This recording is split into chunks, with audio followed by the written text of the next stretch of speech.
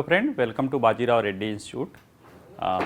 योजना विश्लेषण या योजना एनालिसिस के नवंबर माह के अंक में हम जिस टॉपिक पे चर्चा करेंगे, जो हमारी इस माह की योजना है, वह है one earth one family one future या वसुधैव कुटुंबकम। यह है G20 के लिए हमारा मोटो या आदर्श वाक्य था। इसी को लेके जो है हमारी योजना इस मंथ की नवंबर माह की योजना है। इसमें टोटल 8-9 टॉपिक हैं, जिसमें 8 टॉपिक और एक एडिटोरियल होता है।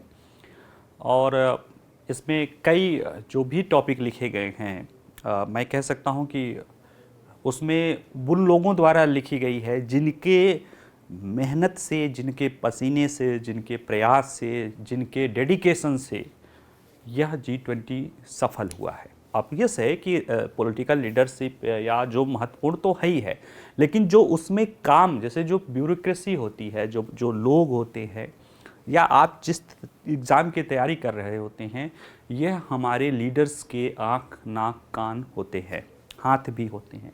ठीक है, तो ऐसे में ये जो भी लोग उसमें बिल्कुल गहराई से जुड़े हुए थे, उन लोगों द्वारा, उनमें से कई सारे, यानी उनमें से जो सबसे प्रमुख कह सकते हैं कि अगर आप देखा जाए तो जो हमारे शेरपा थे ब्यूरोक्रेसी में, जब सबसे प्रमुख थे, बाकी तो हमारे जो विदेश मंत्री है वो तो राजनीतिक लीडरशिप है, उनके द्वारा भी इसमें लेख लिखा गया है, अमिताभ कांत जी द्वारा।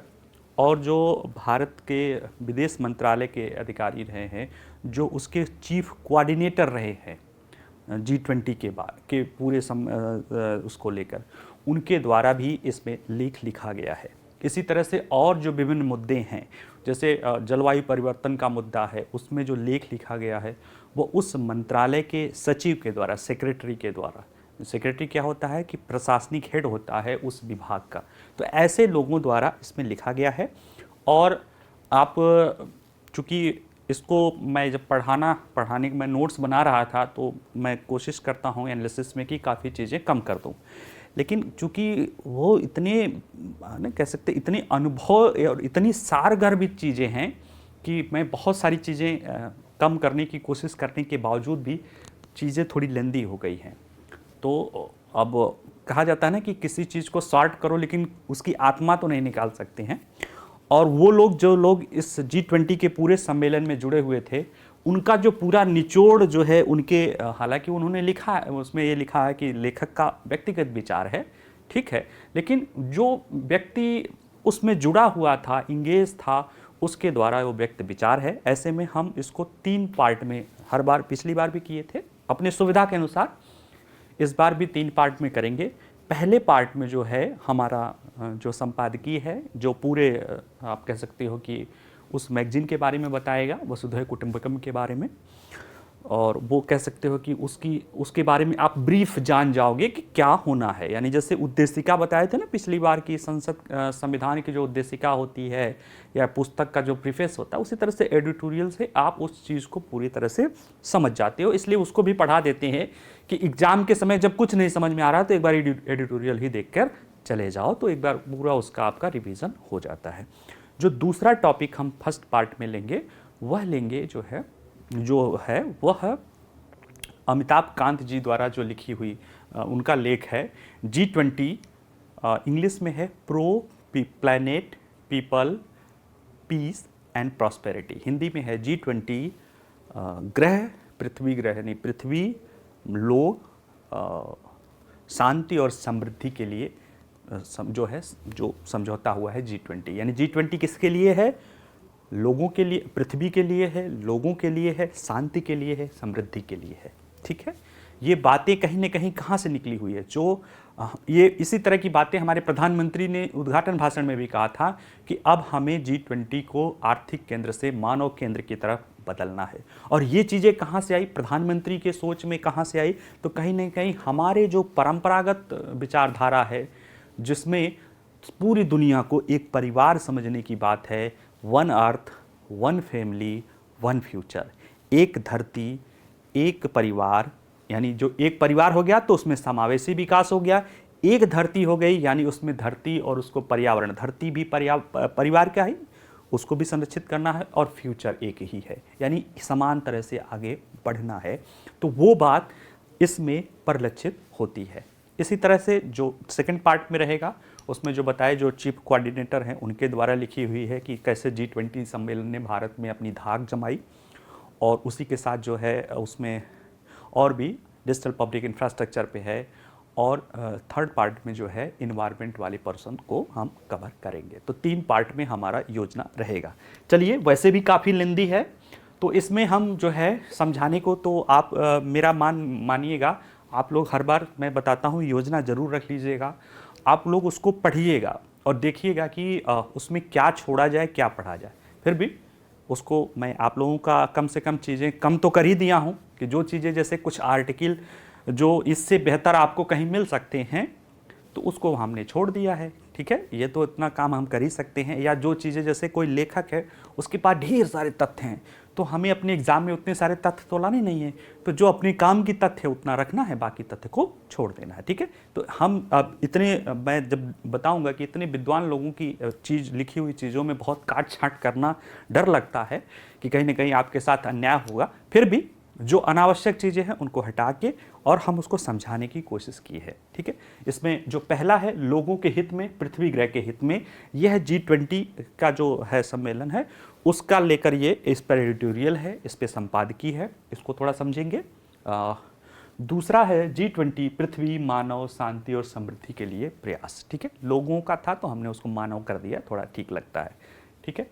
आइए चलते देखते हैं। पहला है इतने सारे वसुधैव कुटुंबकम, इसमें देखिए सभी को छोड़ा, ये पृथ्वी है, चक्रीय अर्थव्यवस्था, योग, महिलाओं को ना, संस्कृति, पृथ्वी, नवीकरण ऊर्जा, बच्चों को, वैज्ञानिक प्रगति यानी स्वास्थ्य, संस्कृति, तकनीकी प्रगति और शिक्षा और सुरक्षा, इसमें भी महिलाओं को, ये सारे पहलू हमारे G20 में कवर किए गए हैं, ठीक है। इन्हीं सारी चीज़ों को, इन्हीं को अगर कह के तो लोगों के हित में, पृथ्वी ग्रह के हित में हमारा G20 सम्मेलन हुआ था। ये बताते हैं कि दुनिया इस समय जो है संघर्ष के दौर से गुजर रही है।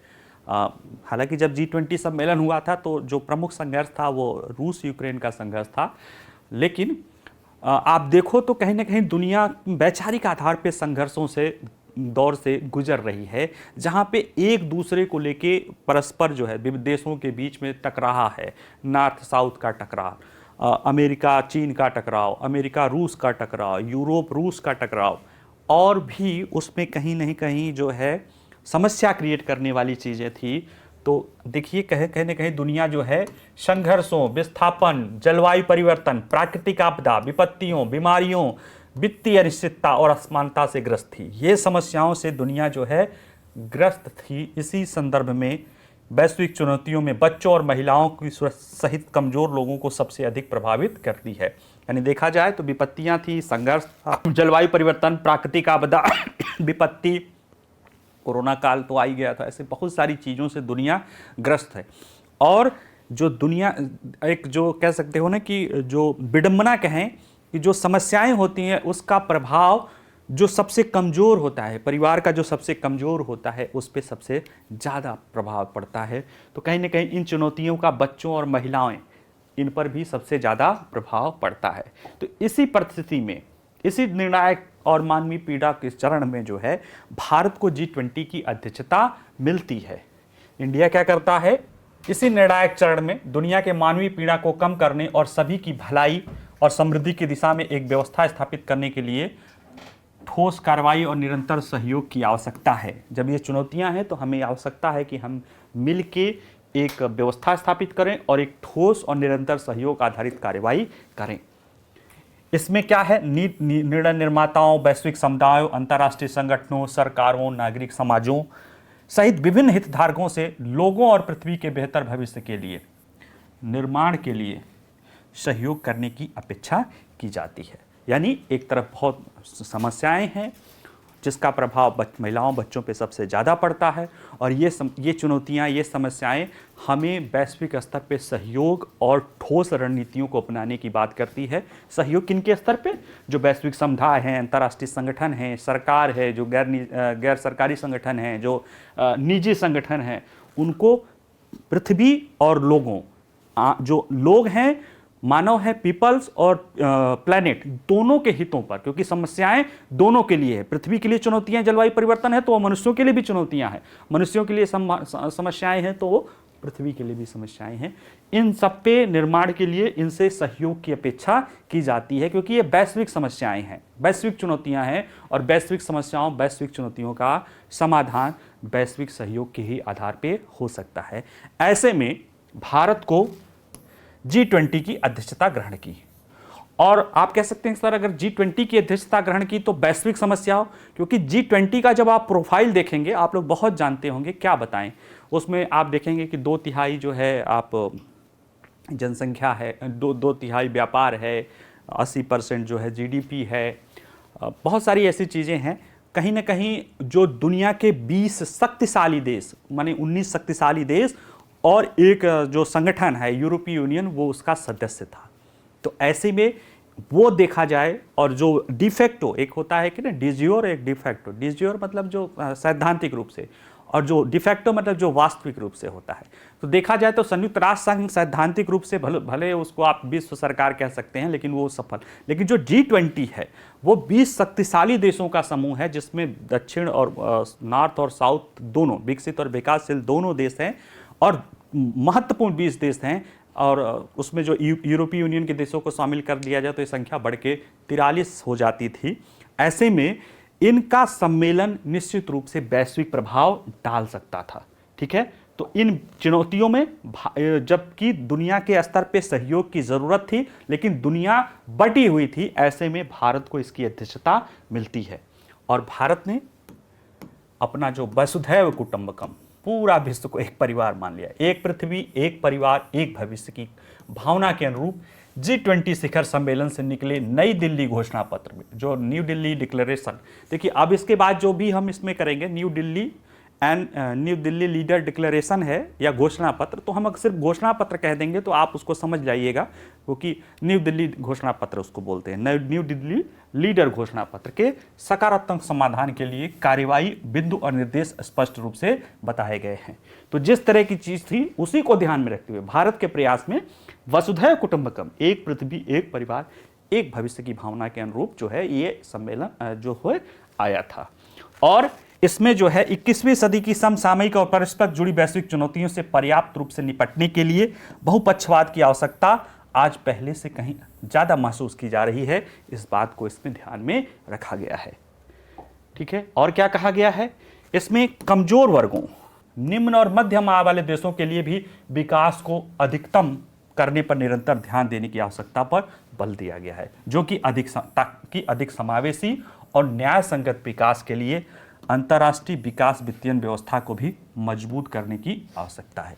यानी कि ये समझा गया कि जो इसके लिए, जैसे एक तो बहुपक्षीय विकास, दूसरे जो कमजोर देश हैं उनमें जो है कमजोर और मध्यम आय वाले देश हैं, उनको विकास प्रभाव को अधिकतम करने के लिए उसके जो विकास है उसको अधिक समावेशी और अधिक न्याय संगत बनाना है। साथ ही में क्या करना है कि जो विकास के लिए वित्तीय व्यवस्था, फाइनेंसिंग सिस्टम है, यानी जो बहुपक्षीय या मल्टी डेवलपमेंट बैंक्स हैं जैसे विश्व बैंक, IMF आदि, उनको और मजबूत करने की आवश्यकता पर बल दिया गया है।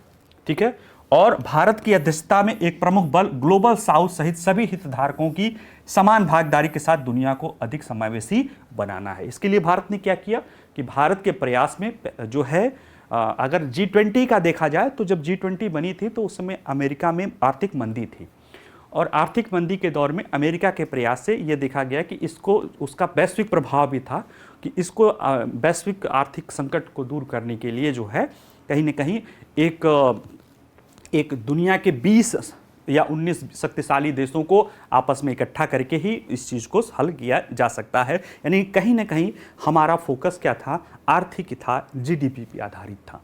ठीक है, इसीलिए यूरोपीय यूनियन भी शामिल किया गया था कि उसको भी बिना, आप उसको अगर आर्थिक नीतियां बना रहे हैं तो यूरोपीय यूनियन को आप उसमें शामिल किए बगैर नहीं रह सकते हैं। आज की परिस्थितियाँ जब भारत G20 की अध्यक्षता पाई तो प्रधानमंत्री जी कहते हैं कि नहीं, हमें अब सोच बदलने की ज़रूरत है। अब G20 में सिर्फ आर्थिक दृष्टिकोण नहीं, अब मानव केंद्रीय के दृष्टिकोण को अपनाने की ज़रूरत है। क्यों?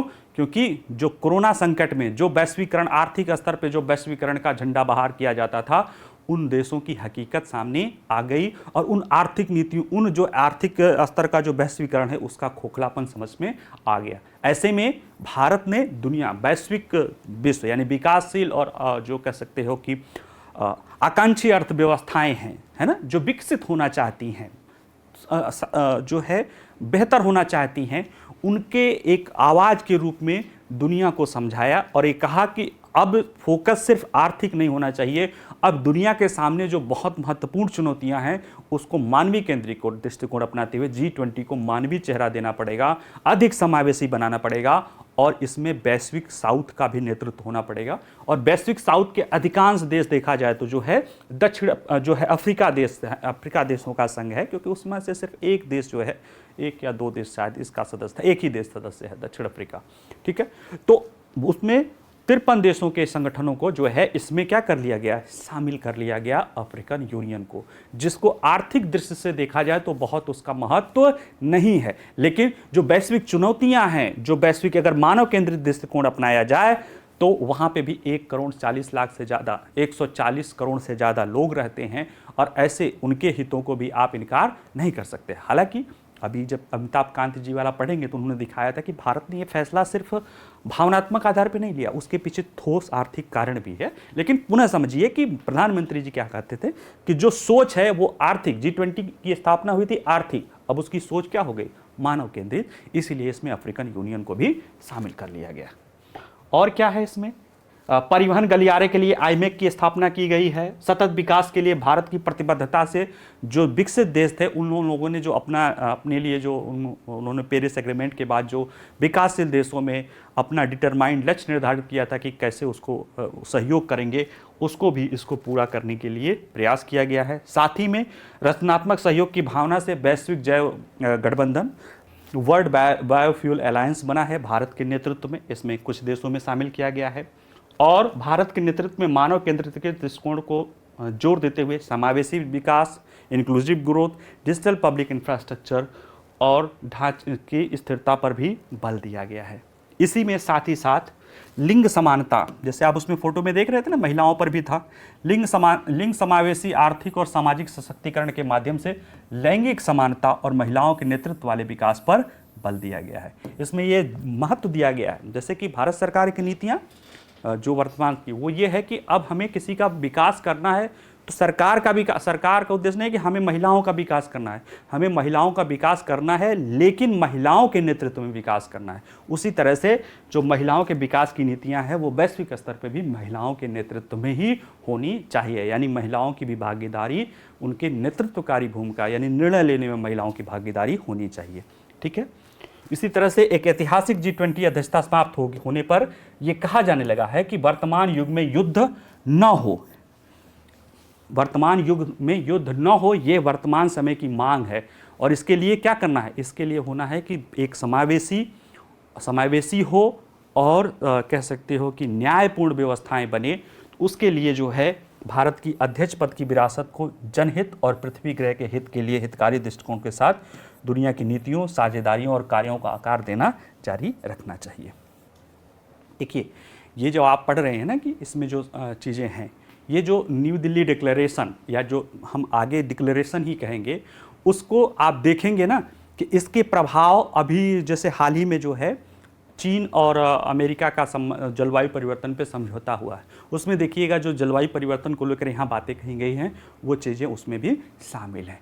तो कहीं ना कहीं ये जो वैश्विक स्तर पे ये G20 का न्यू दिल्ली डिक्लेरेशन है, जो पहली बार ऐसा हुआ था, जैसे बाली सम्मेलन इंडोनेशिया में हुआ था तो उसमें जो है 2 पैराग्राफ पे सर्वसम्मति नहीं थी, लेकिन ये इतना कि 83 पैराग्राफ है और सब पे सर्वसम्मति है। ये कहीं ना कहीं भारत के लिए उपलब्धि और भारत अपनी पीठ थपथपा सकता है। हालांकि प्रधानमंत्री इसको पीपल्स G20 कहते हैं कि लोगों की अध्यक्षता है, भारत की अध्यक्षता नहीं, भारत के लोगों की अध्यक्षता है, तो भारत के लोग अपना पीठ थपथपा सकते हैं।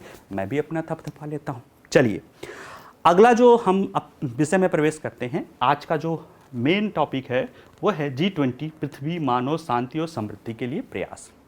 देख लीजिए, ये पृथ्वी है, हम इसको संरक्षित कर रहे हैं। ये आर्टिकल लिखा गया है बाई अमिताभ कांत, भारत के G20 के शेरपा थे। देखिए, शेरपा जो है वो नेपाल में जो खास तौर से नेपाल में ही है, जो माउंट एवरेस्ट, उसमें जो माउंट एवरेस्ट की चढ़ाई करने के दौरान जो सैलानी जाते हैं, उनके साथ उनके साथ उनको रास्ता दिखाने के लिए जो लोग होते हैं उनको शेरपा कहा जाता है। ठीक है, यानी शेरपा जो है कहीं ना कहीं आपके मिशन में आपका मदद करते हैं। यहाँ पे जो शेरपा का अर्थ होता है वो है कि जैसे कोई अंतर्राष्ट्रीय संगठन हो रहा, सम्मेलन हो रहा है, वो हो रहा है, तो राष्ट्रों के जो राष्ट्राध्यक्ष होते हैं वो अपने कोई ना कोई एक प्रतिनिधि नियुक्त कर लेते हैं जो उनकी भावनाओं को, उनकी भावना, नेता भाई लीडर्स की भावनाओं के अनुसार तो चीज़ें करना है, तो नेताओं की भावनाओं के अनुसार जो है उस चर्चा को, उस सम्मेलन की चीज़ों में भाग लेते हैं, डिस्कस करते हैं, सब कुछ कर लेते हैं। और जब सब पका जाता है, हालांकि वो सारा कुछ लीडर्स के गाइडलाइंस में ही होता है, तो ये नहीं है कि जो है अपने अनुसार कोई कर, लेकिन हाँ कैसे उस चीज़ को, जैसे मोदी चाहते थे कि जो भी हमारा फैसला हो वो सर्वसम्मत से हो, तो इसके ये उनकी भावना थी, समावेशी हो, लेकिन कैसे हो, इसको कैसे किया जाए, ये निश्चित रूप से जो हमारे अधिकारी वर्ग थे, जो हमारे जो प्रशासनिक लीडरशिप थे, जिसमें एक प्रमुख नाम थे अमिताभ कांत का, इनको भी इनका बहुत प्रमुख श्रेय। इसलिए मैंने कहा था पहले भी जब बता रहा था कि ये लोग इतने महत्वपूर्ण लोग हैं जो उसमें अपना पसीना बहाए हैं, अपना दिमाग खपाए हैं, अपना पूरा कर सकते हैं। जब से भारत को G20 की अध्यक्षता मिली है तब से लेके जब तक कि नई दिल्ली में जो है सम्मेलन सफल नहीं हो गया, सर्वसम्मत से घोषणा नई दिल्ली डिक्लेरेशन नहीं हो गई, उसके बाद में भी जो है ये लोग उससे कितना स्ट्रेस माहौल में कि कैसे जो है चीन, रूस और अमेरिका एक ऐसे मुद्दे को लाया जिस पे सब के सब सहमत हो सकें, ये कोई आसान काम नहीं था। तो ऐसे लोगों द्वारा ये चीज़ें लिखी गई है, इनका अपना लेख है, उसमें ये अपना लेख लिखते हैं कि जो G20 है वो पृथ्वी, मानवता, शांति और समृद्धि 4P के लिए है। 4P में क्या है? प्लैनेट यानी जो हमारा ग्रह है, पीपल जो हमारे लोग हैं, पीस जो शांति है, और प्रॉस्पेरिटी समृद्धि। ये 4 पहलू हैं इसके लिए जो है G20 का जो सम्मेलन है और जो उसको लेकर जो डिक्लेरेशन है वो इन्हीं 4 पहलुओं पर फोकस्ड है। ठीक है, इसी को इन्होंने जो है अपनी बातों में जो है इन्होंने जो अपना लेख लिखा है उसमें अपने पूरे इसी पहलू को कि कैसे G20 इन 4 पृथ्वी, मानव, शांति, समृद्धि, प्लैनेट, पीपल, पीस, नहीं पीस तो यहाँ पे है, और प्रॉस्पेरिटी।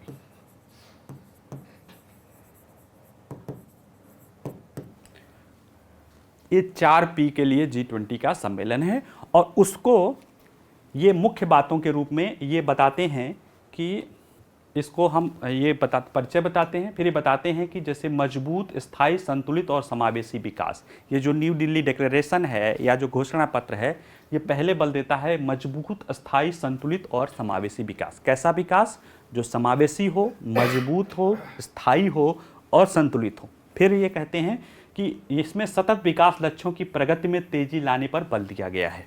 ठीक है, जो सस्टेनेबल डेवलपमेंट गोल है UNDP का, उसमें 2030 तक कुछ प्रमुख लक्ष्य हैं, उन लक्ष्यों की प्राप्ति में कहाँ कमी रह गई है इसको महसूस किया गया है और उसकी प्राप्ति के लिए क्या प्रयास किया जाएगा उस पर बल देते हैं। इसी के तहत जो है जो वन प्लैनेट है ना, पृथ्वी ग्रह इस समय जलवायु परिवर्तन की समस्याओं से बढ़ रहा है, पृथ्वी का पारा गर्म है, ऐसे में हरित विकास समझौता करना है जलवायु, और इस समझौते के तहत जो जलवायु परिवर्तन मिटिगेशन के लिए ज़रूरत है या जो कटौती के लिए, उसके लिए वित्तीयन की ज़रूरत है। और भारत द्वारा जो है एक लाइफ मिशन शुरू किया गया है, उसको भी इसमें महत्व, डिक्लेरेशन में ये महत्व दिया गया है। उसके बाद तकनीकी परिवर्तन और डिजिटल सार्वजनिक अवसंरचना, DPI भारत का ये है कि कैसे आम लोगों से जुड़ी हुई जो सेवाएं हैं, जो कि बड़े जो सेवाएं जो डिजिटल आधार पे प्रोवाइड की जा सकती हैं, अगर उसमें किया जाए तो बड़े पैमाने पर, बड़े मतलब कह सकते हो अर्थव्यवस्था के लेवल पे आम लोगों तक पहुंचा जा सकता है, जो पहले नहीं हो सका है। और भारत ने इसमें उल्लेखनीय प्रगति की है। भारत ये दुनिया के अन्य देशों के साथ देना चाहता है, खास तौर से जो निम्न और मध्यम आय के वर्ग के देश हैं उनको तो यह विशेष तौर से वो उसमें सहयोग करने के लिए तैयार है। तो ये बातें इसमें कही गई है, ये हमारे डिक्लेरेशन का हिस्सा है। साथ ही में लैंगिक समानता और महिलाओं का सशक्तिकरण, प्रधानमंत्री जी मानते थे कि जो है हमें किसी को पीछे नहीं छोड़ना है। समावेशी विकास क्या है? किसी को भी पीछे नहीं छोड़ता है। तो ऐसे में हम अपनी आधी आबादी को कैसे छोड़ सकते हैं, उनके लिए भी ये जो बातें की गई है, इसमें लैंगिक समानता और महिलाओं के सशक्तिकरण पे बात की गई है। उसके बाद आगे है कि जब हम आधी आबादी हो गई तो हम जो है, जो जैसे अभी चर्चा किए थे कि जो प्रधानमंत्री जी ने कहा था कि कैसे जो है अभी जो आर्थिक दृष्टिकोण पर आधारित G20 को हमें मानव दृष्टिकोण अपना करना है, उसके लिए हमें वैश्विक जो दक्षिण है, ग्लोबल साउथ है, यानी विकासशील और आकांक्षी लोगों, है ना, अंडर डेवलप क्यों कहें, आकांक्षी लोगों की जो अर्थव्यवस्था है, आकांक्षी अर्थव्यवस्थाएं जो है, उनको समावेशित, उनको वैश्विक व्यवस्था में शामिल करना है, ताकि उन जो भी नीतियां बने उसमें उनके हितों को भी सुनिश्चित किया जा सके। तो ये कर रहा है। और अंतिम में जो सबसे महत्वपूर्ण है वह है कि भारत सरकार ने यानी भारत जो वर्तमान सरकार है, उसने G20 को आम लोगों का समूह बनाने का प्रयास किया है। उसमें पहले क्या होता था कि जो इस तरह के जो वैश्विक सम्मेलन होते हैं वो केंद्र सरकार, उसमें भी विदेश मंत्रालय का होता है, लेकिन भारत सरकार ने इसे जो है कोऑपरेटिव फेडरलिज्म या परिसंघी सहयोगी सहकारी संघवाद के रूप में इसे देश के 60 विभिन्न हिस्सों में जो है 60 शहरों में जो है 220 से ज़्यादा सम्मेलन किए हैं। उसमें निचले स्तर पे जो है इन वैश्विक स्तर का इंफ्रास्ट्रक्चर, चूँकि वैश्विक स्तर का सम्मेलन हो रहा था तो वैश्विक स्तर का इंफ्रास्ट्रक्चर जुड़ा, लोगों में G20 के बारे में विदेश संबंधी मामलों में जुड़ा हुआ, और जो विदेशी लोग थे वो भारत के पर्यटन को समझ सके, भारत की पर्यटन आवश्यकताओं को समझ सके, उसकी महत्व को समझ सके, साथ ही में वहाँ के लोगों से मिल सके, पूरे भारत एक है ये बात समझाया गया। और साथ ही साथ इसके जरिए जो आम लोग हैं, करीब 25,000 से ज़्यादा मुद्दों पर जो है कई अरबों लोग जो है ऑनलाइन माध्यम से इससे जुड़े हुए, इससे जो है सॉरी अरबों नहीं मतलब करोड़ों लोग इससे ऑनलाइन माध्यम से जुड़े, तो कहीं ना कहीं इसको G20 को पीपल सम्मेलन बनाने की बात की गई है। चलिए इसको एक एक करके देखते हैं। देखिए बहुत डिटेल में लिखा गया है, जैसे देखें ना, लेकिन ये है कि इसको आप पढ़िएगा तो आपके G20 के जो न्यू दिल्ली डिक्लेरेशन है उसकी आत्मा या उसकी इसेंस को आप लोग समझ जाएंगे। ठीक है, चलिए आइए देखते हैं पहला परिचय। क्या कहते हैं कि ये बोलते हैं कि जैसे ही G20 की अध्यक्षता की शुरुआत हुई थी, जब ये पिछले साल ही 2022 में ही नवंबर में ये कह दिया गया था कि अब भारत अगला अध्यक्ष बनेगा, यानी भारत को अध्यक्षता सौंपी गई थी। जैसे हमारे यहाँ सम्मेलन में नहीं, ब्राज़ील को प्रधानमंत्री ने बेटन समझा कि अब आगे संभालिएगा, उसमें ही प्रधानमंत्री ने एकदम निर्देश दे दिया था कि ग्लोबल साउथ के हितों को प्राथमिकता देते हुए इसे एक महत्वाकांक्षी और समावेशी सम्मेलन बनाना है। यानी हमें जो सम्मेलन बनाना है वो एक आप कह सकते हो महत्वाकांक्षी, बहुत विशाल लक्ष्य को लेकर चल रहा हो, साथ ही में समावेशी भी हो। सिर्फ लक्ष्य विशाल नहीं हो, उस लक्ष्य में ज्यादातर या लगभग सभी, किसी को नहीं छोड़ना है, यानी सबको साथ लेकर चलने वाला हमारा एक ऐसा सम्मेलन होना चाहिए। ठीक है, और इस तरह से इन लोगों ने पूरा प्रयास भी किया है, जिसके लिए आप ये कहते हैं कि सभी बाधाओं को, इस निर्देश को पूरी तरह से अपनाया और सभी बाधाओं को काबू पाते हुए एक असाधारण उपलब्धि हासिल की गई है। 83 सर्वसम्मति पैराग्राफ, 83 पैराग्राफ थे जो कि अनयामिसली डिसाइड किए गए थे, और जब ये समझौता पास हो गया तो दुनिया के देशों को विश्वास ही नहीं हुआ कि ये वाकई में कैसे हो गया। और निश्चित रूप से इसके लिए बैक चैनल बहुत सारा काम किया गया होगा, कहीं चीज़ों में कहीं ना कहीं प्रधानमंत्री अपना, हमारे विदेश मंत्री अपना, या जो जितना कर सकते हैं वो किए हैं। तो इस तरह से 83 सर्वसम्मति पैराग्राफ के साथ नई दिल्ली लीडर डिक्लेरेशन की घोषणा की गई है, जो कहीं ना कहीं वही 4P, इनका मानना है कि वो 4P है, कैसे, जैसे कि अगर कहा G20 हमारा क्या है, वसुधैव कुटुंबकम मेन है, उसमें से निकलता है one earth, one family, one future, और उसमें भी ये 4 pro people, pro planet, pro people, pro peace and pro prosperity, जो लोगों के, पृथ्वी के, पर्यावरण के, शांति के और समृद्धि, इन सभी पहलुओं पर बल देता है। ठीक है, इसमें देखिएगा कि अगर ये जो डिक्लेरेशन सर्वसम्मत से हुआ है, इसको समझने की बात है। ये बताते हैं कि ऐसे समय में हुआ है जो कि संघर्ष और विभाजन, अभी तक संघर्ष और विभाजन था, उससे अब विकास और सहयोग की तरफ दुनिया बढ़ रही है, और ये दिखाई भी देने लगा है। आज डिप्लोमेटिक आधार पे, जियोपॉलिटिक्स के आधार पे, अर्थव्यवस्था के आधार पे अमेरिका और चीन आपस में कह सकते हो संघर्षरत हैं। हालांकि समझौता चल रहा है, लेकिन जो इसी डिक्लेरेशन की एक बात थी कि 2030 तक हमें जो पर्यावरण जलवायु को लेकर करना है, उसके लेकर उन दोनों देशों ने, जो कि दुनिया के 2 टॉप के जो ग्रीन हाउस गैस उत्सर्जक हैं, उन दोनों ने एक समझौता करने की कोशिश की है। तो कहीं ना कहीं ये क्या है, संघर्ष और विभाजन से विकास और सहयोग की तरफ यात्रा है, और इसके लिए कहीं ना कहीं नीति और नियामक सामंजस्य बढ़ाने के लिए G20 में भारत ने एक अपने को वैश्विक नेता के रूप में स्थापित किया है। ठीक, अब चलिए, जो इनका मानना है कि G20 की जो प्रमुख चीजें हैं उसको हम ये 6-7 बिंदुओं में है। पहला है मजबूत, स्थायी, संतुलित और समावेशी विकास। इसमें यह माना गया कि किसी भी देश की समृद्धि और विकास उसके लिए महत्वपूर्ण है। विकास, डेवलपमेंट और ग्रोथ से हमको पीछे नहीं छोड़ सकते हैं, यानी अभी भी आर्थिक पहलू महत्वपूर्ण है। कहा गया है कि आर्थिक विकास किसी भी देश की समृद्धि और विकासात्मक क्षमता को रेखांकित करता है। यही बात नई दिल्ली डिक्लेरेशन भी कहती है, और ये कहती है कि आर्थिक विकास होना कैसा चाहिए। आर्थिक विकास महत्वपूर्ण है किसी भी देश के लिए, लेकिन वो होना कैसा चाहिए, मजबूत होना चाहिए, टिकाऊ होना चाहिए, संतुलित होना चाहिए और समावेशी होना चाहिए।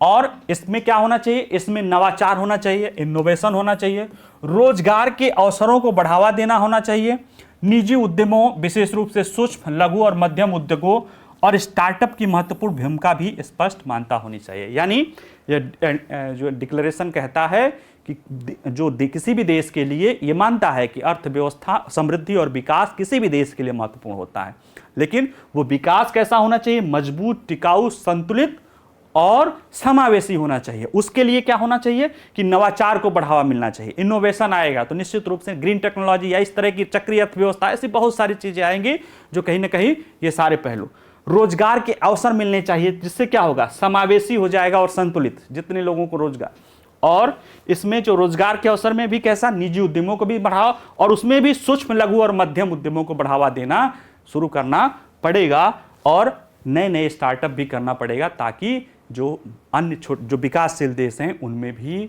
विकास निचले स्तर तक समावेशी होता चला जाए। ठीक है, और क्या कर रहे हैं कि इसके लिए अब ये चीजें होनी चाहिए, तो होगी कैसे, इसके लिए क्या करना होगा कि विश्व व्यापार संगठन में सुधार होगा। साथ ही साथ जो व्यापार और विदेश नीतियां हैं उनको भी बढ़ावा देने की, निवेश नीतियों को बढ़ावा देने की वकालत करता है। यानी विश्व व्यापार संगठन में सुधार के साथ साथ व्यापार और निवेश नीतियों को बढ़ावा देने, यानी हमारी नीतियां ऐसी हो जो व्यापार और निवेश को बढ़ावा देता हो, और साथ ही में इसके लिए जो है विश्व व्यापार संगठन में भी क्या करना होगा, समझौता, मतलब सुधार करने की जरूरत है। साथ ही साथ जो व्यापार या निजी प्रशासनिक स्तर पे जो भ्रष्टाचार की समस्या है, उसमें जैसे निजी और सार्वजनिक दोनों स्तर पे जो भ्रष्टाचार है, पारदर्शिता, जवाबदेही और सत्यनिष्ठता, भ्रष्टाचार है, उसके लिए क्या करना पड़ेगा, दोनों स्तर पे पारदर्शिता, जवाबदेही और सत्यनिष्ठाएं, इंटीग्रिटी को बढ़ावा देने के लिए दृढ़ प्रतिबद्धता को दर्शाता है।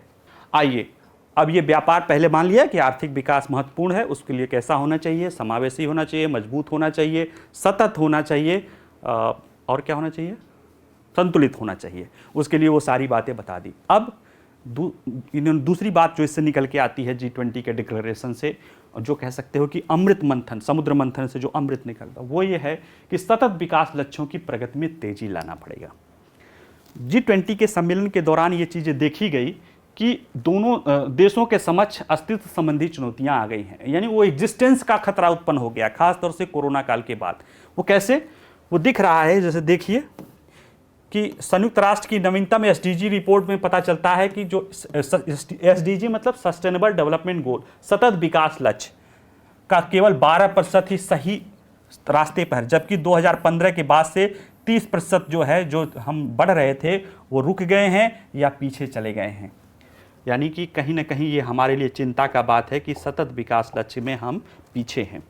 2015 से 50 मिलियन हेक्टेयर यानी 5 करोड़ हेक्टेयर वन क्षेत्र नुकसान हो गया है। और इससे क्या हो सकता है कि जो 1.5 डिग्री का सेल्सियस तापमान वृद्धि है, उसमें और ज़्यादा वृद्धि होने की संभावना है। यानी एक तरफ जो सतत विकास लक्ष्य क्या करता है, जो विकास है उसको समावेशी बनाता है, उसको जो है टिकाऊ बनाता है, और उसमें प्रगति दिख रही है कि 12% जो लक्ष्य है उसी पर सही चल रहे हैं, बाकी 30% में रुकावट है या नीचे जा रहे हैं, बाकी तो बात ही छोड़ दीजिए। और जो वनों के देख रहे हैं ये सब नुकसान, इन परिस्थितियों में ये चुनौतियां हैं। 2020 तक बढ़ती मौसम संबंधी आपदाएं विकासशील दुनिया पर प्रतिकूल प्रभाव डाल रही हैं, और कोरोना ने तो कहर ही ढा दिया। और जब कोरोना आया, कोरोना के बाद जो है रूस यूक्रेन युद्ध हुआ, उस सब के बाद दुनिया में महंगाई बढ़ने लगेगी। उससे आर्थिक स्तर पे देखिए, आर्थिक नीतियों के स्तर पे क्या देखा गया कि उच्च मुद्रास्फीति आई। उससे लोग क्या किए, जो विभिन्न देश हैं उन्होंने कठोर मौद्रिक नीतियां अपनाना शुरू कर दी, यानी कि टाइट मॉनेटरी पॉलिसी, यानी ऋण पर ब्याज दर बढ़ा दिया। जो ऋण था वो लेना जो विकासशील देश हैं उनके लिए ऋण लेना मुश्किल हो गया। कई विकासशील देशों में बढ़ते ऋण संकट से चिन्हित वैश्विक आर्थिक स्थितियों के साथ कोविड के बाद की अर्थव्यवस्था की बहाली अतिरिक्त चुनौतियां पेश कर रही हैं।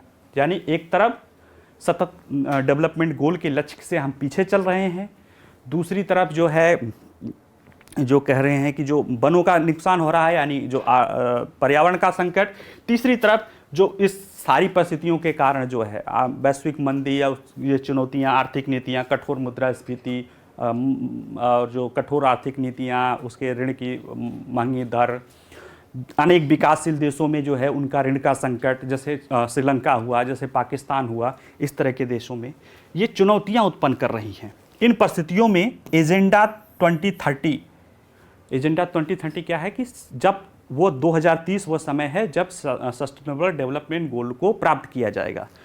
के बीच समय में विभिन्न राष्ट्र विकास और जलवायु, अब उनके सामने समस्या आ गई है। एक तरफ वनीकरण समाप्त हो रहा है, दूसरे अब उनके पास सामने समस्या है कि वो विकास को अपनाएं या जलवायु। अनेक विकासशील देशों के सामने समस्या है कि वो विकास को अपनाएं या जलवायु को। इसको लेकर एक निवेश करने की आवश्यकता से जूझ रहे हैं कि वो अपना जो संसाधन है, क्योंकि जो आसानी से जो ऋण मिल रहा था या जो निवेश मिल रहा था उसमें वो दिक्कत आने लगी है। तो अब उनके सामने समस्या है कि वो विकास में करें, विकास में निवेश करें या जलवायु परिवर्तन के मिटिगेशन में निवेश करें। ऐसे संदर्भ में भारत कहता है जलवायु और विकास दोनों पर एक साथ बल देता है। भारत हमेशा से देता रहा है। अगर आप भारत के बारे में थोड़ा जानते हो तो इस समय भारत G20 देशों में, यानी दुनिया के जो सबसे प्रमुख देश हैं उनमें सबसे तेजी से विकसित होता हुआ देश है। और मतलब छोटे देशों की बात छोड़ दिया जाए तो जो प्रमुख देश हैं, यानी जिनकी बड़ी अर्थव्यवस्था है, काफ़ी बड़ी अर्थव्यवस्था है, उसमें सबसे तेजी से विकसित होता हुआ देश है। यानी आर्थिक दृष्टि से भी हम मजबूत हैं। साथ ही में अगर हम जलवायु परिवर्तन पे जो एक्शन या उसका देखें तो हम दुनिया में 5वें स्थान पे हैं। और 5वें स्थान पे हैं तो कहेंगे सर आप 4, तो शुरू के उस रिपोर्ट में पिछले साल के 3 स्थान तो किसी को दिया ही नहीं गया है। चौथा स्थान एक छोटा सा स्कैंडिनेवियाई देश है जिसको भी कोई महत्व, यानी प्रमुख देशों में हम जलवायु परिवर्तन में भी हम सबसे बेहतर हैं और हम आर्थिक दृष्टि में भी सबसे बेहतर हैं। ये बताता है, ये हमारे भारत की सोच है जिसको भारत ने G20, ये कह रहे हैं कि G20 में भी हम इसी सोच को लेकर गए कि नहीं, हम केवल हमें इसमें चुनना नहीं है कि हम विकास को ध्यान दें कि जो है जलवायु परिवर्तन को। यानी जैसे आपको चुनना हो कि आप पढ़ाई को ध्यान दें या खाने को, भोजन को ध्यान दें, ना, हमें दोनों पर ध्यान देना है। अगर भोजन पे ध्यान नहीं देंगे या स्वास्थ्य पे ध्यान नहीं देंगे तो आदमी जीवित नहीं रह पाएगा। और जो है, लेकिन जब मजबूरी आती तो निश्चित रूप से आदमी पढ़ाई और उस तरह के विकास होने वाली चीज़ों को छोड़ सकता है। लेकिन भारत ने कहा कि नहीं, हमें ऐसी चीज़ करनी है जिस पर दोनों पर ध्यान देना है। और यह जरूरी है कि देशों को गरीबी उन्मूलन और पर्यावरण संरक्षण के बीच में चयन नहीं करना पड़े। हमें न्यू दिल्ली डिक्लेरेशन ने यह कहा कि हमें ऐसी नीतियां बनानी पड़ेगी कि देशों को गरीबी उन्मूलन और पर्यावरण संरक्षण के बीच में चयन नहीं करना पड़े। इसके लिए एसडीजी प्रगति में तेजी लाने के लिए एक कार्य योजना पेश की गई जिसमें क्रॉस कटिंग दृष्टिकोण अपनाया गया। और विकास को आगे बढ़ाने की डेटा की महत्वपूर्ण भूमिका पर जोर दिया गया। और इसमें यह बात बल दिया गया जो है कि जलवायु परिवर्तन के गहरे प्रभाव को पहचानना होगा और उभरती स्वास्थ्य चुनौतियों से निपटने के लिए भी डिजिटल स्वास्थ्य पर भी एक वैश्विक पहल को बल दिया गया है। यानी भारत ने कहा कि हमें एक क्रॉस कटिंग अप्रोच अपनाना पड़ेगा कि हमें विकास और जलवायु परिवर्तन की आवश्यकताओं को कैसे समायोजित किया जा सके, ठीक है, उसको कैसे समायोजित किया जाए कि दोनों पर एक साथ बल दिया जा सके, ठीक है। इस अभूतपूर्व वैश्विक चुनौतियों में भारत का दृष्टिकोण पृथ्वी के साथ सद्भाव, सतत विकास और समावेशिता पर जोर देने के कारण है, ठीक है। उससे क्या होता है कि जो हमारी संस्कृति की बात है ना, आप उसको कहें कि देखा जाए कि जो अगर हम समावेशी हैं, इसमें है कि भारत की सांस्कृतिक विरासत में निहित इन दर्शनों से एक है कि अधिक न्याय संगत और टिकाऊ दुनिया की ओर हमारी यात्रा का मार्गदर्शन किया।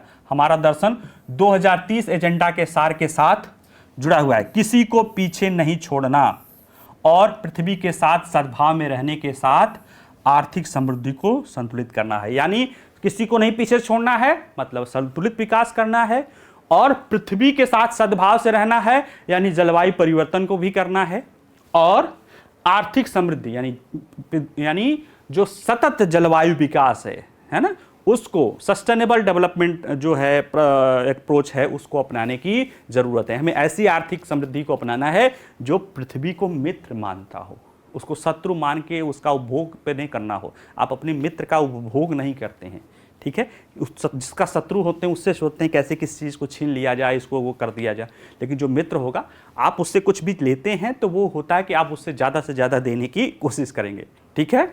चलिए, इस भाव पर भारत आगे बढ़ता है और इसी के लिए भारत ने एसडीजी पर प्रगति में तेजी लाने के लिए G20 कार्य योजना 2023 लाया है। इसमें कुछ बातें कही गई हैं जो वित्त और प्रौद्योगिकी तक पहुंच जैसी चुनौतियों का समाधान करते हुए न्याय संगत, मजबूत, टिकाऊ और समावेशी आर्थिक विकास को बढ़ावा देती है। यानी इसमें ये बात कही गई है कि कैसे जो विकासशील देश हैं उन्हीं के सामने तो समस्या है कि वो अर्थव्यवस्था के विकास को पहले या तो जलवायु परिवर्तन की चुनौतियों में उनके लिए है कि नहीं, हमें इसके लिए फाइनेंसिंग और प्रौद्योगिकी दोनों पर बल देना, ऐसा करना है ताकि जो विकास हो वो मजबूत हो, टिकाऊ हो, समावेशी हो, ताकि किसी को भी पीछे नहीं छोड़ा जाए। हरित विकास समझौता, जलवायु वित्त और लाइफ मिशन, इसको पढ़िएगा। इसमें जो लाइफ मिशन है, लाइफ स्टाइल फॉर इन्वायरमेंट, इसमें जो है अभी अप्रोच क्या होता था कि जो हमारा सोच है वो इन्वायरमेंट के प्रति जो है वो शत्रु भाव का था या मतलब उसमें, लेकिन हमारा जो लाइफ मिशन भारत में जो सोच है वो कहीं न कहीं मित्रवत है। इन पर्यावरण के प्रति हमारा संबंध मित्रवत है। और भारत के प्रधानमंत्री ने 2021 में ये बात कही थी एक लाइफ मिशन के रूप में जो है जलवायु परिवर्तन के लिए, कि जब तक समुदाय के आधार पर आप ये भावना जलवायु परिवर्तन का मुद्दा नहीं ले जाएंगे तब तक जलवायु परिवर्तन की चुनौतियों से निपटा नहीं जा सकता, क्योंकि अंततः तो उसका प्रभाव और उसके जुड़ाव है समुदाय को ही करना है, ठीक है।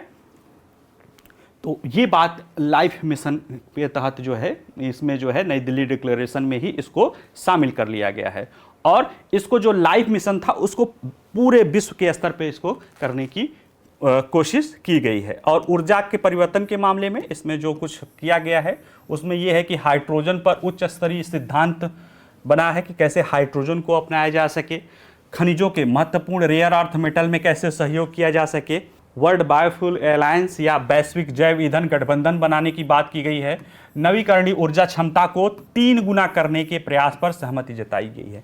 देखिए यही बात अगर आप देखोगे अभी जो हाल में हुआ है अमेरिका और चीन का समझौता, उसमें भी ये बात कही गई है कि ये दोनों देश मिलेंगे कि कैसे दुनिया में जो नवीकरण ऊर्जा है वो 2030 तक 3 गुना हो सके। ये 2030 तक का लक्ष्य है। और इस डिक्लेरेशन में एक चक्रा अर्थव्यवस्था, सर्कुलर इकोनॉमी को भी बढ़ावा देने पर एक मजबूत संदेश दिया गया है। साथ ही में जलवायु परिवर्तन, जैव विविधता हानि, प्रदूषण को संबोधित करने में स्वास्थ्य पारिस्थितिकी तंत्र की भूमिका पर भी जोर देता है। ये सारी बातें इसमें की गई हैं, ठीक है। लाइफ मिशन के बारे में अभी बता ही दिए थे, वो चीज़ें हैं इसमें। तकनीकी परिवर्तन और डिजिटल सार्वजनिक अवसंरचना पर बल। अगला जो भारत का वो है कि कैसे जो बहुत सारी आम लोगों की लोगों में जुड़ाव है, जुड़ाव के लिए कई सारी ऐसी चीज़ें हैं जिन्हें हम आसानी से डिजिटल इंफ्रास्ट्रक्चर का प्रयोग करके हम पूरा कर सकते हैं। जैसे भारत ने अपना अनुभव शेयर किया इस क्षेत्र में कि कैसे भारत ने डिजिटल पब्लिक इंफ्रास्ट्रक्चर के लिए डिजिटल भुगतान होगा, जो हमारा डिजिटल भुगतान हो रहा है, कोविन ऐप से कैसे हमने जो है टीकाकरण और उस तरह के कोविड को नियंत्रित किया, डिजी लॉकर है जिसमें लोग अपने डॉक्यूमेंट्स को रख सकते हैं, वेरिफिकेशन में आसानी होती है, डायरेक्ट बेनिफिट ट्रांसफ़र है जिसके ज़रिए जो है सरकार सीधे लोगों के खाते में पैसा दे देती है और खाता भी डिजिटल आधार पर खुल रहा है। और यह तकनीकी दूर दराज के कोने कोने तक पहुँचने और जीवन में गहराई से बदलाव लाने में सहायक रही है। अनेक ऐसे रिसर्च आए हैं कि भारत ने अपने इस डिजिटल पब्लिक इंफ्रास्ट्रक्चर का प्रयोग करके उन क्षेत्रों में बैंकिंग सुविधाएं प्रदान की है कि अगर जो आपका कह सकते हो जनधन आधार ट्रिनिटी है, तो जो जनधन योजना है वो एक तरह से डिजिटल पब्लिक इंफ्रास्ट्रक्चर का ही है। अगर वो नहीं लागू की गई होती डिजिटल आधार पे, तो जहाँ तक आज जितने लोग, करीब 51 करोड़ से ज़्यादा लोग जो है जिनके पास जनधन योजना के तहत बैंक खाते हैं, उतना पहुंचने में जिस रफ्तार से चल रहे थे 47 साल लगता। कितना? 47 साल में जहां पहुंचते उतना हम 8 साल में पहुंच गए हैं। उस किसके बराबर? डिजिटल पब्लिक इंफ्रास्ट्रक्चर के दम पे। ये भारत की सीख है। और कोरोना काल में भारत ने इसके बाद, जैसे अमेरिका जैसे विकसित देशों में भी टीकाकरण को कैसे, उनके कितने लोगों को कितने टीका लगा है, इसको करने में दिक्कत आई। भारत को दिक्कत नहीं आई क्योंकि भारत के पास कोविन ऐप था, उससे पहचान जुड़ी हुई थी, पहचान सुनिश्चित थी। तो जो ये डिजिटल पब्लिक इंफ्रास्ट्रक्चर है ना, वो हम अभी इसमें टॉपिक है तो आगे डिस्कस करेंगे। वो हमारा इंडिया स्टैग है। इंडिया स्टैग भारत ने इसको नाम दिया है। इसके 3 चरण हैं। पहला है पहचान करो, यानी जिसको सेवाएं दी जा रही है, सेवा प्राप्त करने वालों की पहचान। दूसरा है भुगतान यानी डिलीवरी, यानी अब पहचान हो गया, पहचान में आधार की महत्वपूर्ण भूमिका होती है, जो हमारा यूआईडी है। पहचान होने के बाद भुगतान किया जाता है, यानी पैसा दो या सेवाएं दो, या आप कह सकते हो कि कोविन ऐप के तहत जो है उनको जो वैक्सीनेशन हुआ उसकी जानकारी, और फिर इनका प्रबंधन। ये 3 आधार पे जो है ये डिजिटल इंडिया स्टैग भारत ने नाम दिया है, जो भारत के डिजिटल पब्लिक इंफ्रास्ट्रक्चर का हिस्सा है।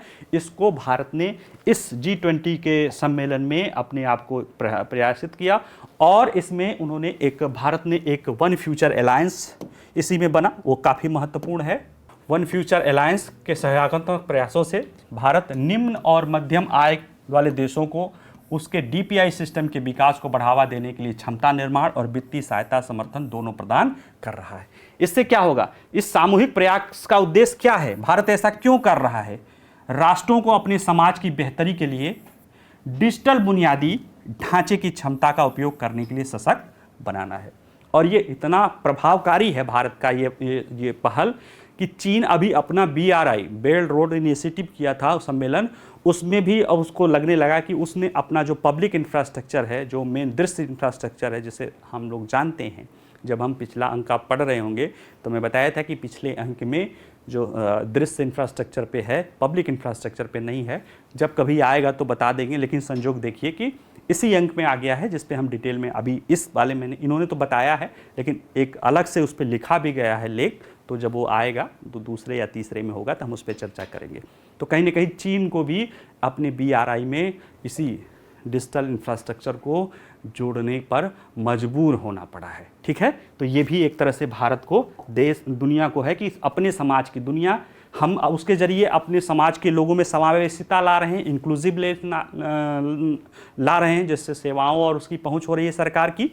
उसी तरह से जो दुनिया के अन्य देश हैं वो भी इसमें ऐसा कर सकते हैं। इसके अतिरिक्त लैंगिक समानता और महिलाओं का सशक्तिकरण। क्यों ऐसी बात दीजिए? क्योंकि ये जो डिक्लेरेशन है इसमें कहा गया है कि मानव केंद्रित विकास की बात की गई है और किसी को पीछे नहीं छोड़ना है। जब किसी को नहीं पीछे छोड़ना है तो हमारी आधी आबादी कैसे पीछे रह सकती है? इसीलिए इसमें जो है महिलाओं के नेतृत्व वाले, महिलाओं का विकास नहीं करना है, महिलाओं के नेतृत्व में विकास करना है। उसके आधार पर आर्थिक सामाजिक सशक्तिकरण, लिंग समावेशी विकास और खाद्य सुरक्षा आदि की बातें की गई है। इसी में एक तरह से एक महिला सशक्तिकरण के लिए G20 का एक कार्य समूह बना है।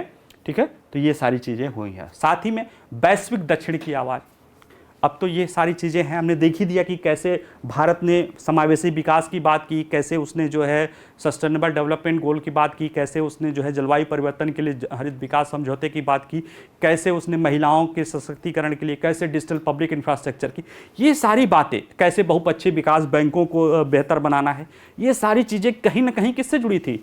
विकासशील देशों की चुनौतियों से। भारत कहा था जब ये अध्यक्ष बना था तो कहा था कि मैं जो है भारत, यानी जो प्रधानमंत्री कहते हैं कि भारत विकासशील देशों की आवाज बनेगा। भारत G20 की अध्यक्षता की जो विकासशील देशों की चुनौतियां हैं उसको वहां तेजी से उठाएगा, उसको जो है केंद्र बिंदु में लाएगा, और नई दिल्ली डिक्लेरेशन में ये सारी चीजें दिखाई देती हैं। वैश्विक दक्षिण की आवाज कैसे बना? क्योंकि भारत ने अध्यक्षता में अफ्रीकी संघ को G20 का स्थायी सदस्य बनाया गया, और जब जो अफ्रीकी संघ के अध्यक्ष थे, आप लोग वीडियो जाके देखिएगा, जब उनको प्रधानमंत्री जी बुलाते हैं, गले लगते हैं, उनकी आंखों में आंसू था। तो ये कहीं ना कहीं क्या है? ये वो भाव है कि वो उन लोगों को लग रहा था कि हम इस मतलब अफ्रीकन देशों का, देखिए कि पूरे अफ्रीकी देशों को देखिएगा, अशोक गुलाटी जी एक प्रोफेसर है, उनका एक है कि अगर हम पूरे अफ्रीकन यूनियन को देखें तो उनकी जनसंख्या 140 करोड़ के आसपास जितनी भारत की है, और उनका जीडीपी लगभग भारत की जीडीपी के बराबर है, और उनकी चुनौतियां भी लगभग भारत की चुनौतियों के बराबर है। ठीक है। और अगर हम आईएमएफ के रूप में देखें तो आईएमएफ क्या कह रहा है? ग्लोबल साउथ, विशेष रूप से अफ्रीका, वैश्विक आर्थिक विकास के 80%, यानी कि जो ये ग्लोबल साउथ है उसमें भारत भी शामिल है, और खासतौर से जो दक्षिण अफ्रीका, जो अफ्रीकन कंट्रीज हैं, वह जो है जो भी अर्थव्यवस्था में विकास हो रहा है, जहाँ पे तेज ग्रोथ रेट हो रहा है, यानी जो समृद्धि हो रही है, उसमें 80% के लिए इन्हीं वैश्विक दक्षिण और खासतौर से अफ्रीकी देश उसके लिए उसमें उपयोगी हैं। ऐसे में अगर आपको आर्थिक दृष्टि से भी देखना हो तो इनको शामिल करना मजबूरी। तो यही बात ये कह रहे हैं कि भारत की अध्यक्षता के केंद्र में एक दूरदर्शी प्रस्ताव था जो अफ्रीकी संघ को, देखिए इसको नोट करने वाली है कि भारत की अध्यक्षता के केंद्र में एक दूरदर्शी प्रस्ताव था जो अफ्रीका संघ को G20 के स्थायी सदस्य के रूप में शामिल करना था। यह प्रस्ताव एक कठोर वास्तविकता पर आधारित था। इसको आप भावनात्मक मत सोचिएगा, भावनात्मक तो था ही क्योंकि हम नहीं भी कर सकते, लेकिन एक कठोर वास्तविकता पे था कि अंतर्राष्ट्रीय मुद्रा कोष के अनुसार ग्लोबल साउथ या विशेष रूप से अफ्रीका वैश्विक आर्थिक विकास के 80% की वृद्धि के लिए जिम्मेदार है। यानी जो ग्रोथ हो रही है उसमें 80% के लिए वैश्विक साउथ का हो रहा है, और उनको आप ऐसे आर्थिक सम्मेलन में जो दुनिया के ताकतवर नहीं शामिल करेंगे तो ये कैसे संभव है। और इसी गतिशीलता के मूल्यवान बदलाव को स्वीकार करते हुए भारत ने G20 में अफ्रीका संघ की स्थायी सीट की वकालत की है। यानी एक स्थायी, भारत जो कर रहा है ना, हमारा जो भावनात्मक है, लेकिन वो एक स्थायी महत्वपूर्ण बिंदु पर है, अतार्किक नहीं है। भारत की अध्यक्षता में एक महत्वपूर्ण सम्मेलन हुआ था, voice of the global south शिखर सम्मेलन।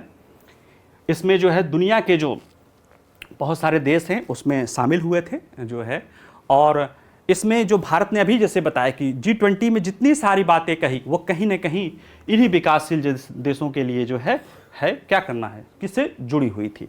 इसलिए भारत का उद्देश्य ऐतिहासिक असंतुलन को दूर करना है। क्यों भारत कर रहा है? क्योंकि ऐतिहासिक दृष्टि से विकासशील देशों के साथ असंतुलन रहा है, और यह सुनिश्चित करना था कि विकासशील देशों की आवाज वैश्विक मंच पर न केवल सुनी जाए बल्कि संबोधित भी की जाए, जिससे वैश्विक शासन के लिए अधिक न्याय संगत और समावेशी दृष्टिकोण को बढ़ावा मिले। जब प्रधानमंत्री कहते हैं कि मैं दक्षिण की आवाज बनूंगा और भारत उसकी अध्यक्षता है तो उसकी बात सुनी जाएगी। जब भारत की बात सुनी जाएगी तो भारत किसकी बात उठा रहा है? वैश्विक दक्षिण। वो सारे मुद्दे हैं जो कहीं ना कहीं पूरे विकासशील आकांक्षी देशों के हितों को सुनिश्चित करते हैं, उसमें भारत भी शामिल है।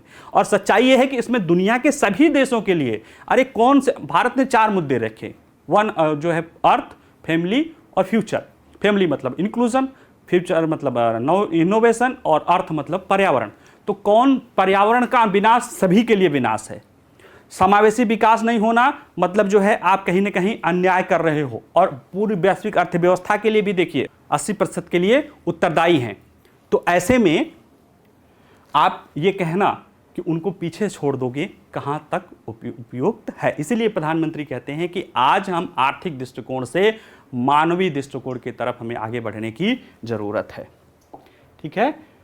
आम लोगों का G20 ये तो बहुत आसान है, ये पहले भी चर्चा कर चुके हैं, फिर भी बता देते हैं कि इस कैसे आम लोगों का G20 है कि भारत ने जन भागीदारी कार्यक्रमों के माध्यम से देश भर के नागरिक G20 से संबंधित कार्यक्रमों और गतिविधियों में सक्रिय रूप से शामिल हुए। 60 शहरों में 220 से अधिक बैठकें हुई। 25,000 से अधिक प्रतिनिधियों की भागीदारी के साथ G20 विभिन्न पृष्ठभूमि के लोगों के लिए सुलभ हो गया।